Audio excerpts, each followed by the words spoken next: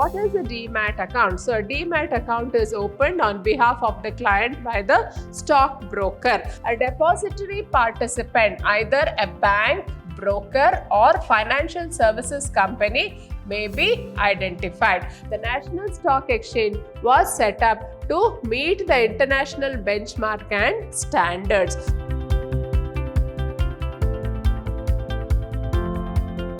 Hello everyone, I am Purnima, faculty in the Department of Commerce, Vidhyaashram Pre-University College, Temple of Excellence. In this session on financial market, I will be discussing what is dematerialization of shares and also what do you mean by depositories. Then we will also be having a brief discussion on the NSDL and CDSL and also the National Stock Exchange. Now, let us look into what is the meaning of the word dematerialization. Now, it is a process where securities held by the investor in the physical form are cancelled and the investor is given an electronic entry or number so that she or he can hold it as electronic balance in an account. This process of holding securities in an electronic form is called as dematerialization. Now, in this slide, we can just see what is the meaning of the word dematerialization. So, as we all know, the stock exchange is being connected. So, it has a computer terminal which has lot of networks which has been connected all over the world.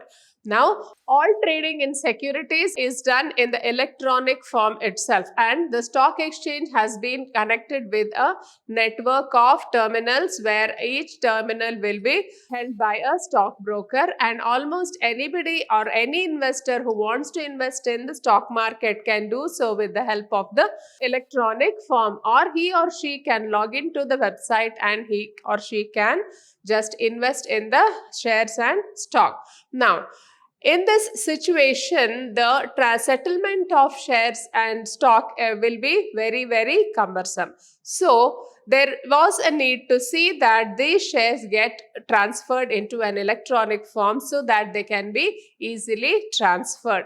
Then, the next necessity for having the shares in an electronic form was we needed to see that the share certificates are stored in a safe place and then they do not get soiled because of the time, and also these share certificates could have been dropped off or they could have theft could have occurred. So due to all these reasons, we had to get this concept of dematerialization.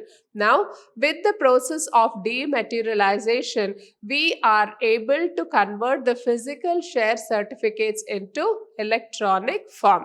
Now, let us understand what is the meaning of the word dematerialization and why this dematerialization has become very, very important. As we all know, now we are living in the age of computer technology, and because of which trading has become easier. So even in the mobile, through the mobiles, we can always invest in shares and debentures of any company. So there are lakhs of investors who will be investing on their fingertips based on the information which is being displayed in these websites. So whenever there is rapid trading in the stock exchange, there was a need to see that the settlement of shares takes place as fast as possible. Now, this settlement had to be done in the electronic form, as a result of which we got this concept of dematerialization.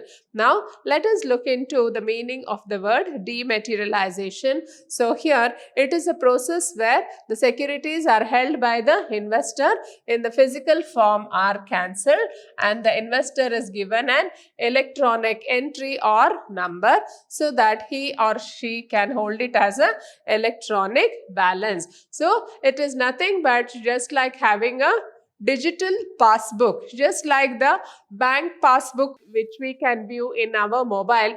The same way, the number of shares a person is holding can be viewed in this form of dematerialization. So whenever shares are purchased, his demat account will be credited with so many shares and his cash account will be debited with that related amount, and whenever he sells the shares, the shares will be debited in the demat account and his cash account will be credited. So in this way, settlement takes place faster and there is active trading in almost all the stock exchange all over the world.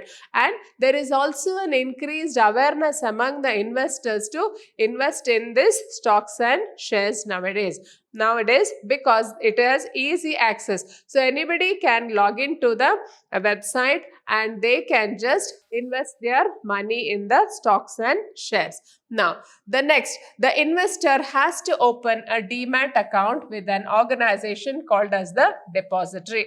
In fact, now all initial public offers are issued in dematerialization form and more than 99% of the turnover is settled by delivery in the DMAT form. Now, we have to look into this DMAT account. What is a DMAT account? So, a DMAT account is opened on behalf of the client by the stockbroker. Now, DMAT account will be opened by a depository. We'll come to the meaning of the word depository in the next slide. So, in fact, now all initial public offers are done through this DMAT account itself, and almost all the transactions are done through this DMAT form itself. Now, why do they opt for this DMAT form? Why? Because it is easier to transfer the shares. The settling of each transaction is very, very easy and immediate, and then there is no loss or theft of shares here. And then all the accounts are settled and everything is very, very transparent. So this is a very efficient and a very effective system of trading through DMAT account. Then next, let us see other advantages of having the dematerialization. So dematerialization enables shares to be transferred to some other account just like cash and ensure settlement of all trades through a single account in shares. Now, as I had explained to you earlier, with the help of dematerialization, all the shares can be transferred to another account. Suppose A has purchased shares from B, then A's account will be immediately credited with so many shares and then B's account will be immediately credited with the cash. So, in this way, it ensures settlement of all trades through a single account in shares. These DMAT securities can be pledged or hypothecated to get loans. So, just like when you hold the shares in the physical form, you will be pledging it and raising loans from the banks. The same way, the share certificates which we are holding in the DMAT account can be pledged or hypothecated to raise loans whenever necessary. And there is no danger of loss, theft or forgery of share certificates because all these shares are held by the depository. So, we will not have any theft or forgery of share certificates. So, it is the broker's responsibility to credit the investor's account with the correct number of shares. Now, whenever we have to open a DMAT account, it will be through a broker. So, the share broker's responsibility will be to see that the exact number of shares have been credited to that person, the investor's account. So, in this way, we can see that dematerialization has come here to stay and it is the most efficient way of investing or trading in shares and securities of any company. Now, let us look into the working of the DMAT system. So, a depository participant, either a bank, broker or financial services company may be identified. Now, how does the DMAT system work? So, the DMAT system works with the depository participant. Now, you may ask, who is the depository participant? A depository participant may be any bank, broker or a provider of financial services who will be holding the shares of all the companies. So, a depository participant is one institution which holds the shares of almost all the companies. So, he will have the shares in electronic form and as and when an investor is purchasing, this depository participant will credit that person's account through the broker. Then the next step in the working of the DMAT system is an account opening form and documentation. So whenever we have to have a DMAT account, in the DMAT account also we have an account opening form, and with the PAN card details we have to provide this, the photograph of the investor and the power of attorney, etc. So all the details which have been asked in the DMAT form, account opening form, so we have to provide all the details. Then the next step will be the physical certificate is to be given to the DP along with the dematerialization request form. Now, if the person is already holding some shares in the physical form, or he has a share certificate which says that so and so holding this company is shares, then he can always surrender this physical share certificate to the depository participant along with this request form. So in this request form, he would have requested the depository participant to convert the shares in physical form into electronic form.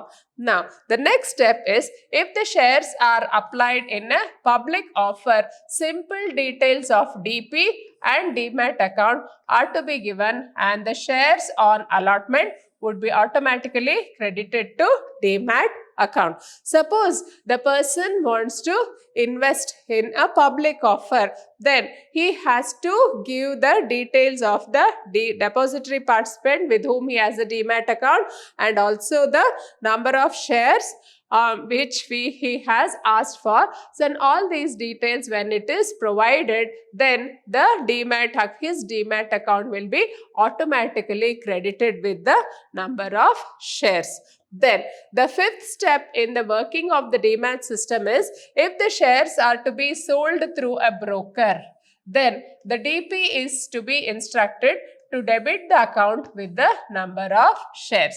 Now, if he is not doing it directly, if he is not trading directly, if he is trading with the help of a broker, then DP has to be instructed to debit the account with the number of shares. The broker then gives instructions to his DP for delivery of shares to the stock exchange. Now, if the trading is done through a broker, then the broker gives instructions to his DP for delivery of shares to the stock exchange. In this way, we can see that how the DMAT account works here.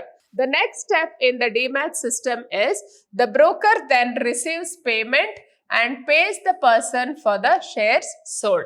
Now, if the trading is being done through a broker, the broker will receive the payment for the person on behalf of the person who has sold the shares, and then he will pay the person for the shares which are being sold. Then all these transactions are to be completed within 2 days. That is, delivery of shares and payment received from the buyer is on T+2 basis, that is the settlement period. Now, the last step in the DMAT system is, all the transactions have to be settled within 2 days of that is, delivery of shares has to be done within 2 days, and also payment has to be received within this 2 days. That is, trading day plus 2 days. So after the trading has commenced, then within 2 days there should be a settlement between the buyer of securities and the seller of securities. The stock exchange has regulated that the trading and settlement has to be done within 2 days, so that the investors do not get cheated of their funds. Next, let us look into what is the meaning of the word depository. So depository is also like a bank and keeps securities in electronic form on behalf of the investor. Just like the bank which holds all our excess cash itself, the same way a depository is also like a bank. So it may be any bank or any financial services institution. So it can be any institution who is holding all the shares in an electronic form. So it will hold all the shares in electronic form on behalf of the investor. So in a depository, a securities account can be opened, all shares can be deposited, and they can be withdrawn or sold anytime, and instructions to deliver or receive shares on behalf of the investor can be done. So just like when you have money in the bank account, you can always debit the bank account and credit the bank account. In the same way, a depository will hold all the shares of the person who is investor, and just like a bank which holds all our money and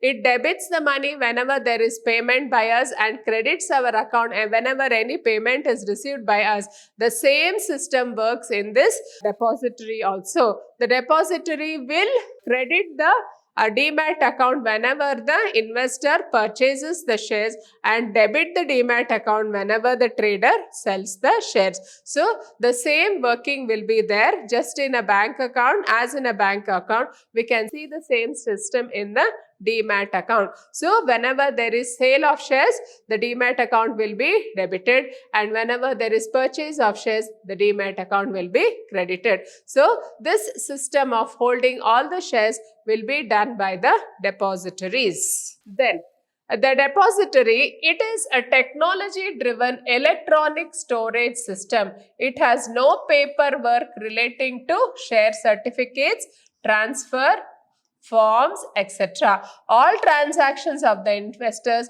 are settled with greater speed, efficiency, and use of all securities are entered in book entry mode. Now, these depositories, they are holding all the shares in electronic form. So, in the electronic storage system, so they hold the almost all the securities of all the companies. So, there is no paperwork as such, and all the share certificates, transfer forms, etc., everything will be in electronic form only. So all transactions of the investors are settled with greater speed. So within a few seconds, you can see that the shares are being credited to your account, and within the next second, your cash account will be debited. And then efficiency. So they are very, very efficient. So every minute we will be getting the market value of all the shares and securities which are being traded in the market, and use all securities are entered in book entry mode. So whatever the transactions are being done in the electronic form, they will be entered in the book entry mode. So in this way, we can see that the depositories are here to help us in investing in stocks and shares. Now, in India, we have two depositories. The first one is the National Securities Depositories Limited, and then the second type of depository is Central Depository Services Limited. The Central Depository Services Limited, it was promoted by the Bombay Stock Exchange and the Bank of India. Now, both these depositories, they act as depository participants, and they are connected to almost all the terminals in India and abroad, and they act as intermediaries for all the trading of securities. Let us see who is a depository participant. The depository participant serves as an intermediary between the investor and the depository, who is authorized to maintain the accounts of dematerialized shares. Now, look into what is the meaning of the word depository participant. So, we have understood that the NSDL and CSDL, they are the two important depositories of the Indian trading system, and then we have the depository participant. So, he is an intermediary between the investor and the depository. Now, he will be maintaining the accounts of the dematerialized shares. Now, the financial institutions, banks, clearing corporations, stock brokers, non-banking finance corporations are permitted to become the depository participants. Now, who can become a depository participant? Can an individual investor become a depository participant? No, he cannot become. Why? Because only financial institutions, banks, clearing corporations, stock brokers, non-banking finance corporations are permitted to become depository participants. Next, let us look into the National Stock Exchange of India. What is this NSC? The National Stock Exchange is the latest, most modern, technology-driven exchange. It was incorporated in 1992 and was recognized as a stock exchange in 1993. It started operations in 1994 with the wholesale debt market. Now, the NSE is one of the most often heard names in the trading circles. Now, NSE or the National Stock Exchange, it was started in the year 1992 and was recognized as a stock exchange in the year 1993, and it started operations in 1994 with the wholesale debt market. Now let us look into the constitution of the NSC. The NSC was set up by leading financial institutions, banks, insurance companies and other financial intermediaries. It is managed by professionals who do not directly or indirectly trade on the stock exchange. The trading rights are with the trading members who offer their services to the investors. Now, this NSC, who set up the NSC? It was set up jointly by leading financial institutions, banks and insurance companies and other financial intermediaries. They all came together and set up this National Stock Exchange, and it is managed by professionals who are not directly or indirectly involved in trading in the stock exchange. So the trading rights are with the trading members who offer their services to the investors. So who can trade here? Only the members can trade, and these members will give their services to the other investors who are interested in trading in the National Stock Exchange. Then next, let us look into the objectives of NSC, the National Stock Exchange. The first objective. So what were the various objectives with which the National Stock Exchange was set up?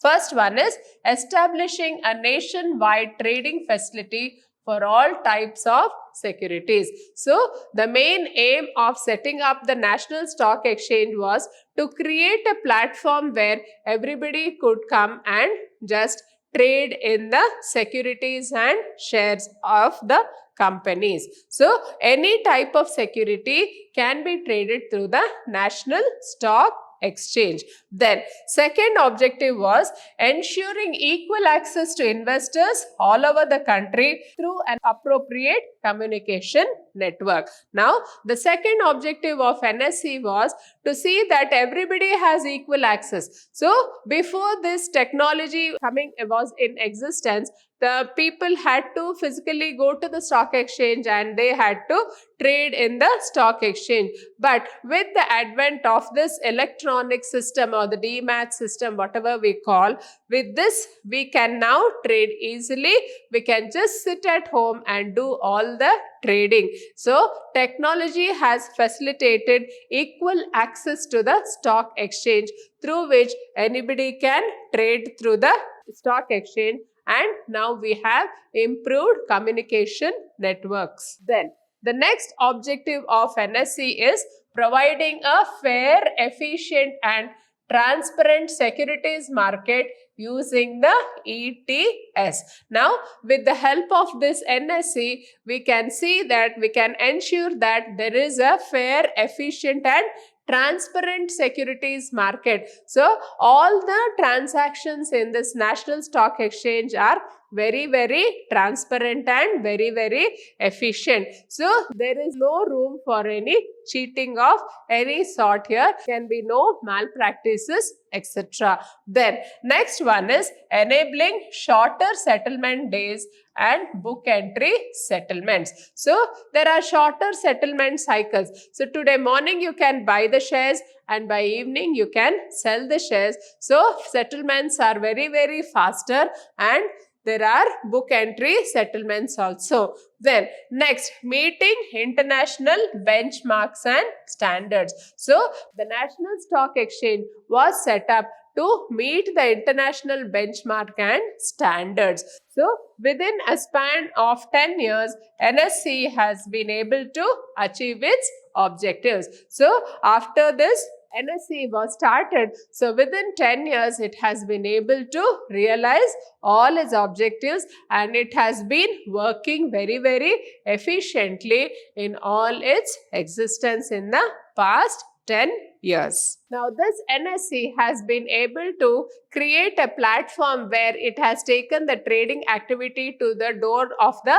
investor. So, anybody who is interested in investing can always invest through the National Stock Exchange. So, it has created a platform where anybody can access the stock exchange. National Securities Exchange has given high degree of transparency in all its transactions, and it has been accessed by investors all over the country and abroad also. We look into the various market segments of the National Stock Exchange. Now, the first market segment of the NSE is the wholesale debt market segment. Now, let us look into the meaning of the word wholesale debt market. This segment provides a trading platform for a wide range of fixed income securities that include central government securities, treasury bills, state development loans, bonds issued by public sector undertakings,